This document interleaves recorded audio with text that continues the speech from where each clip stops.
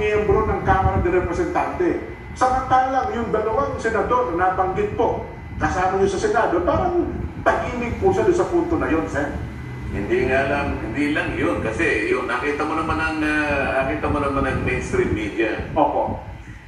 Noong nagsalita yung Diskaya at binanggit yung mga 17, ito wala akong sinasabi, binanggit lang. Opo. Nandun lang tayo, binanggit. Depende na kung saan anong kapupuntahan ng pagdinig nito. Pero maliwanag nung nagbanggit siya ng 17 pangalan. Opo. O tingnan mo yung mainstream media.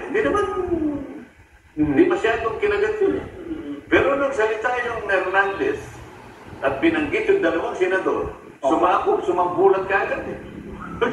Ngayon, ang pinagtataka mo naman sa panig ng aming leader, ako naman kayo rin naman siguro napapansin nito. Pagka yung Diskaya ang nagsasalita, ayaw niyang paniwalaan. Oo. Pagka naman yung nagsalita yung Hernandez, paniwalang-paniwala. So lahat ng mga witnesses doon, mas pinaniniwalaan niya kaysa witnesses na itinunggang natin dito sa Blue Ribbon Committee. So, hindi mo ba nakikita yung kabalintunaan dyan? Dapat sana nabahala siya sapagat binanggit ang dalawa sa kasama namin. Pero wala kaming makita na Kung ba hindi nabanggit, halimbawa, walang nabanggit na gusto ba niya, si Diskaya nagbanggit din ng na sinasugod ba?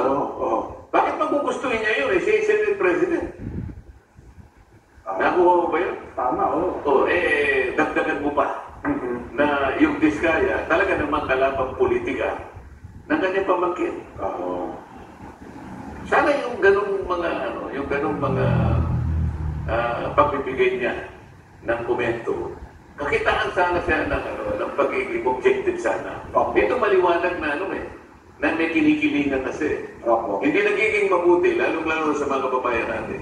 Palagi ko sinasabi, huwag mong uusgahan ang katalinuhan ng mamamayan. Alam nila.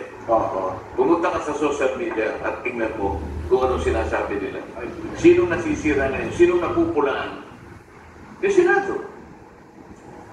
Ngayon, kung siya sinasabi niya na dissatisfied ang mga kasama ko doon sa pamamaraan ng aking pagganap ng tungkulin ko sa inquiry, sino? Nasabi niya mali ang direksyon. Sabihin niya kung ang direksyon na pupuntahan namin. Ilaban niya kung sakaling mas tama yung direksyon niya, sabihin niya. Dapat ganun.